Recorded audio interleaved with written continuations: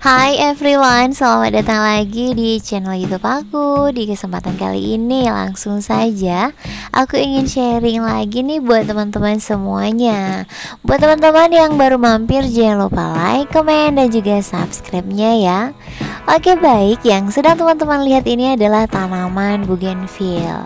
So, beberapa minggu yang lalu, tepatnya 2 minggu yang lalu, aku sudah melakukan beberapa tahapan pada bougainville ini.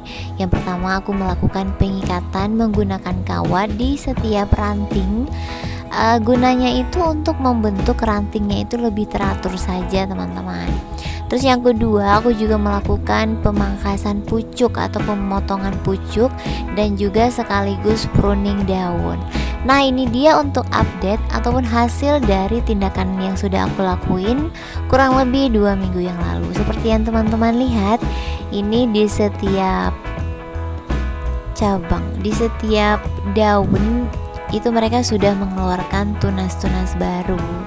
Dan alhamdulillah rantingnya ini juga sudah mulai kuat semuanya ya teman-teman. Jadi setelah aku melakukan pengikatan di 2 minggu kemudian itu langsung nampak hasilnya seperti ini. Dan menurut aku ini sangat bagus sekali. Nah teman-teman, jadi ada beberapa tips ya bagaimana kita melakukan penanaman bougainville ini supaya dia itu rantingnya rimbun, banyak bunganya. Itu ada tips-tipsnya. Nah, yang pertama itu adalah penempatan. Nah guys, jadi bougainville ini membutuhkan sinar matahari penuh dan suhu cukup tinggi untuk menghasilkan bunga dan juga ranting-ranting yang bagus. Nah, jadi sebaiknya untuk bougainville ini teman-teman letakkan di luar ruangan, tepatnya di tempat yang terkena cahaya sinar matahari.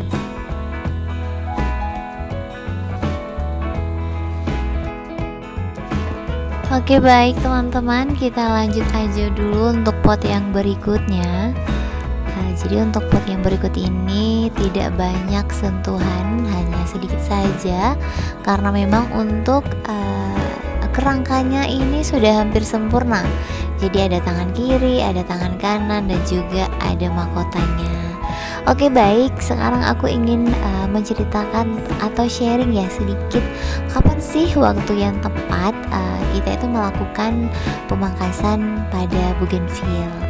Buat teman-teman yang punya bougainville di rumah, kalau misalkan pengen berhasil tumbuh ranting banyak dan juga rimbun, lakukan pemangkasan itu pada musim dingin hingga musim semi. Lebih tepatnya itu lebih bagus pada saat musim hujan ya teman-teman. Jadi itu lebih bagus untuk si bougainville itu sendiri. Nah jadi untuk pemangkasan dan juga pemotongan itu adalah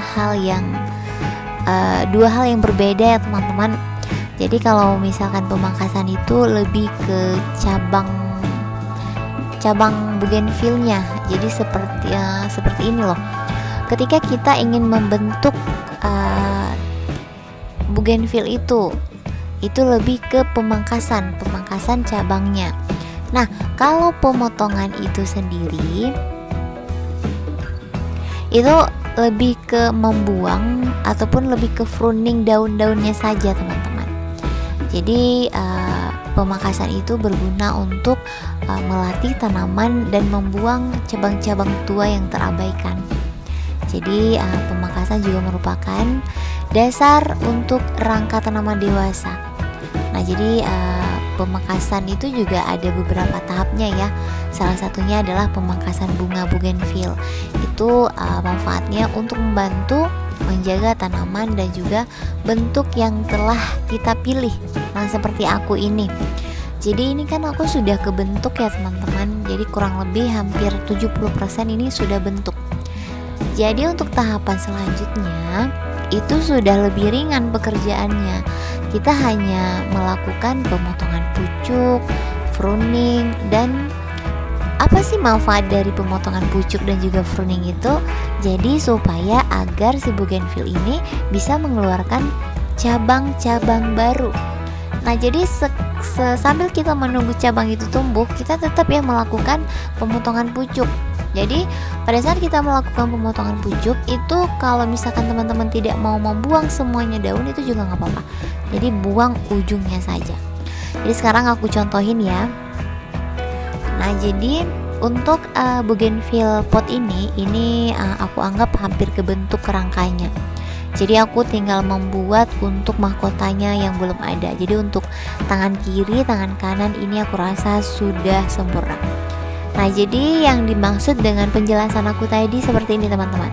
Nah ini dia, ini adalah pemotongan pucuk, gunanya untuk membuat si bougainville ini bisa mengeluarkan cabang-cabang lebih banyak lagi di sela-sela daun. Nah jadi kalau misalkan teman-teman tidak mau membuang semua daunnya juga nggak apa-apa. Teman-teman hanya membuang daun sampai batas dahannya yang hijau atau ranting hijau saja teman-teman. Dan untuk lain-lainnya teman-teman boleh membuang daun-daun tuanya saja. Nah untuk hasil yang dilakukan seperti ini itu kisaran 3 minggu sudah bisa kita melihat hasilnya.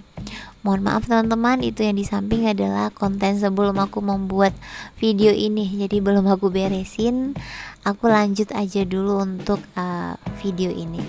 Nah ini yang sedang aku kerjakan adalah memotong pucuk bougainville ya teman-teman. Jadi aku tidak melakukan pruning total seperti yang aku lakuin sebelum-sebelumnya.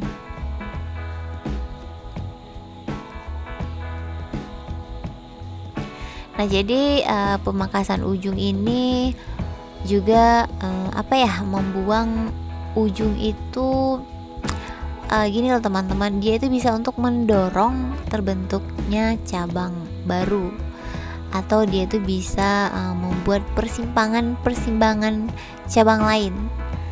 Jadi seperti itu ya kurang lebih ya.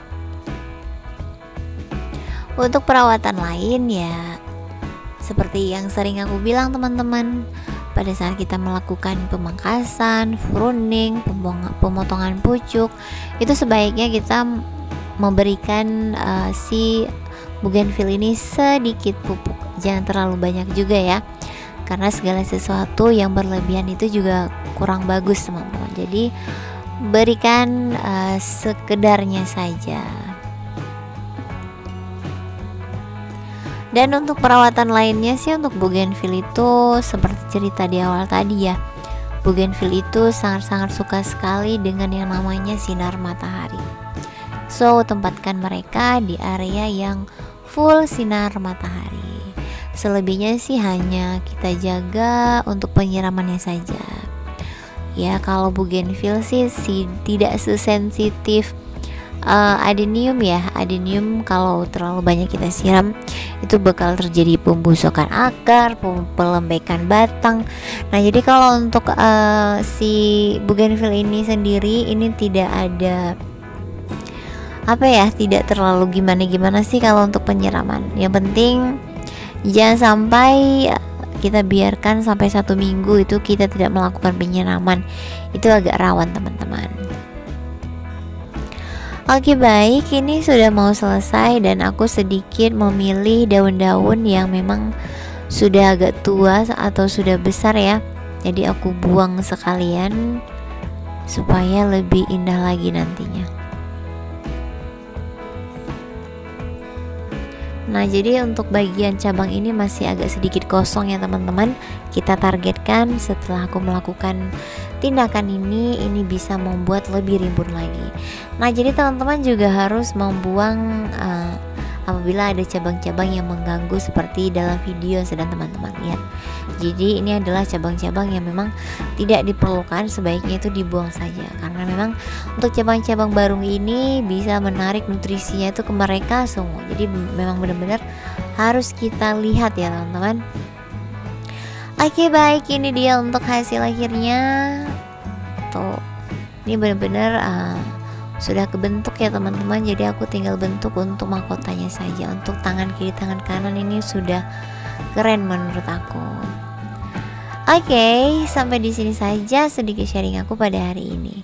Sampai jumpa di next video berikutnya. Bye bye.